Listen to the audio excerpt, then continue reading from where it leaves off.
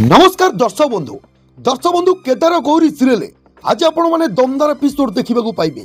हाँ दर्शक बंधु चंदन आज निजे गौरी आगे सबू सत कहे आउ कहे हाँ दीदी ए कथा सत शिविका आम झील नुहे बर शिविका हूँ तम झील आउ तमे ही प्रकृति शिविकार माँ। दर्शक बंधु ए कथा शुणी सारा आज गौरी बहुत कांदिबे किंतु दर्शक बंधु आज गौरी से चंदन को गोटे प्रश्न पचारे आउ से कथा शुणी सारा आज चंदन पूरा आश्चर्य हो। दर्शक बंधु आज गौरी चंदन को कहे चंदन जदि शिविका मो झील ताले वीणार पिला गला कुआड़े।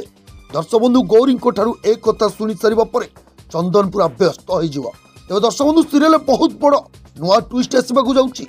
दर्शक बंधु आज गौरी रागिकी से चंदन कालर को धरी गार्डन ठेली देवे आउ कहे आज तू समस्त आगे सत मंगू आउ सबू सत कहबू जमिति मु बुझी पारिबी आउ जमिति घर लोक समस्ते बुझी पारिबे आउ मु जमिति जानि पारिबी ए घूर्ण्य काम रे घर लोकंक भितरे आउ किए किए सामिल अछन। दर्शक बंधु गौरी ठारू ए सब कथा शुणी सारिबा परे चंदन आज सत मंगिबे आउ चंदन कहबे दीदी ए कथा सत शिविका वीणांक झील नुहे शिविका तम झील तमे ही शिविकार माँ। दर्शक बंधु ए कथा शुणी सारिबा परे गौरी कहबे अच्छा चंदन शिविका तो मो झील हेले वीणार पिला गला कुआड़े।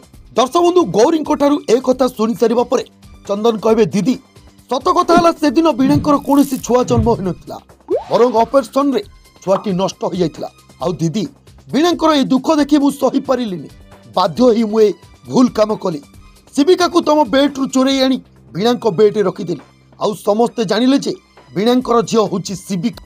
या पर चंदन कहबे दीदी प्लीज मते क्षमा कर दियो दीदी मोर भूल हो जाइछि दीदी मु परिस्थिति रे पड़ी एमिति करिछि प्लीज मते क्षमा कर दियो मु बहुत बड़ अपराध कर देछि। दर्शक बंधु या परे गौरी कहबे नाई चंदन तू जो अपराध करिछु ताकू हुए तो मु क्षमा कर दे पारिबी किंतु भोलानाथ नुहे भोलानाथ तते केबे भी क्षमा करि परिबे। या पर दर्शक बंधु चंदन गौरी को गोड़ तले हाथ जोड़ी क्षमा मागुथवार से माधवी देखि नब आउ माधवी सेठाको आसिला बेलकु गौरी सेठारु चली जिवे। या परे माधवी चंदन को पचारिबो काहेकि से गौरी को हाथ जोड़ी क्षमा मागुथिले किंतु दर्शक बंधु या पर चंदन आज कथा भूलेबे माधवी को। चंदन कहबे मामा तम पई तमे करथिवा अपराध पई मु गौरी को क्षमा मागुथिली। दर्शक बंधु या पर माधवी मु टिके कन्फ्यूज हो जिवो। तबे दर्शक बंधु आपण मानकु कोन लागुची माधवी कोन किछि चाल बुझी परिवो माधवी कोन जानि परिवो जे आज गौरी तांको झियो को पाइछंती बोली। दर्शक बंधु आपण मानको मतामत कमेंट बॉक्स रे कमेंट करी हमको निहाती